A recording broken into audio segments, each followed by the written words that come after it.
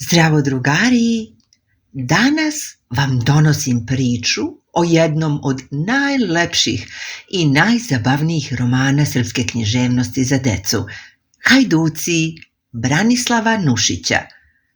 Ova knjiga je napisana 1933. godine. Radnja nas vraća u njegovo detinjstvo, dakle u detinjstvo našeg Branislava Nušića u Beogradu i blizu Smedereva u drugoj polovini 19. veka, kada je svet bio jednostavniji, a deca imala bogatu maštu. Priča se vrti oko jedne male družine dečaka koja sanja da postane hajdučka družina. Inspirisani narodnim pesmama o hajducima, legendarnim junacima slobode i pravde, oni odlučuju da i sami postanu hajduci. Za njih hajduk je simbol hrabrosti, avanture i ideala, osoba koja štiti slabije i suprotstavlja se nepravdi.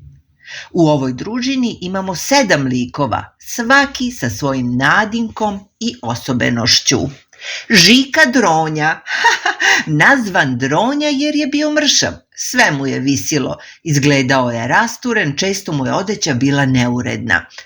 Mita Trta, a zbog svoje lenjosti i tromosti, često je govorio retko, sporo, kao da ga mrzi i da se pokrene. Mile Vrabac, voleo je da vadi mrvice iz džepa i gricka ih tokom časa, bio je pomalo rasipnik i razigran.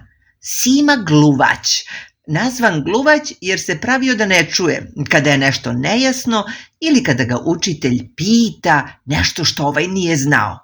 Laza Cvrca, najmlađi i najmanji u društvu. Nadimak Cvrca odražava njegovu sitnost i postojanost u igri. Čeda Brba, vođa družine. Nadimak Brba dobio je jer se loše potpisivao, često i žvrljano i hvalisao se, ali je imao autoritet među drugovima. Pripovedač, odnosno Nušićev ja. To je sam Nušić kao dečak, učestvuje u događajima, ali nema nadimak u priči. Družina se okuplja na obali Dunava kod hrastovog stabla, u baštama i po livadama pored reke. Četvrtkom i nedeljom beže iz kuće, iz škole ili obaveza, da bi igrali svoje hajdučke igre. Oni prave drveno oružje, zaklinju se na vernost, planiraju podvige i imenuju Čedu Brbu za Harambašu. U jednom trenutku pokušavaju da oslobode zarobljenog člana, ali se sve pretvara u komičnu zbrku i bežanje. U susretima sa odraslima, roditeljima, učiteljima, njihovi snovi o junaštvu nailaze na stvarnost. Pas ih uplaši, neko ih razotkrije, a školske obaveze ipak čekaju. U srcu priče leži kontrast između sveta mašte, punog slobode, igre i idealizma i krute stvarnosti odraslih, discipline i pravila.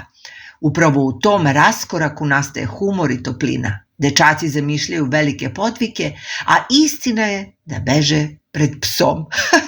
Zaklinju se kao pravi hajduci, a kada se pojavi neko ozbiljan, odmah se pretvaraju u poslušne đake.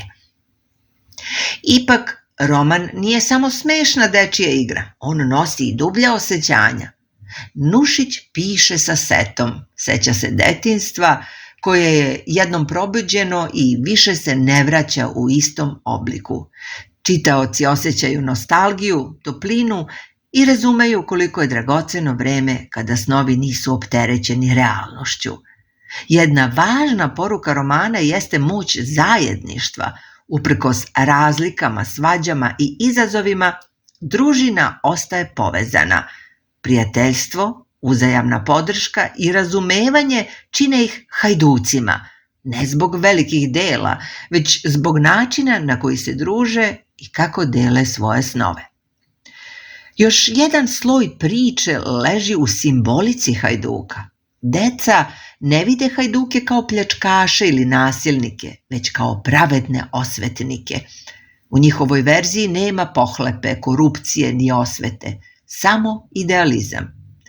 To je slika sveta kakvog deca žele da vide, svet u kojem je poštenje jača vrednost od sile. Stil romana je nepretenciozan, topao i slikovit. Dijalozi su svakodnevni, ali duhoviti. Opisi zrače jednostavnim, ali živim slikama. Ton pripovedanja je neposredan.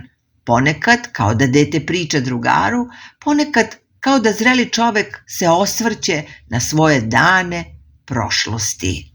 Na kraju, Hajduci su mnogo više od dečijeg romana. To je poziv da u nama ostane nešto od deteta, igra, san, mašta i vera u slobodu. Bez obzira na godine, svako može da se seti svog hrastovog stabla, svojih snova i svog druženja i da shvati da je život lep kada verujemo u ideal, makar i mali.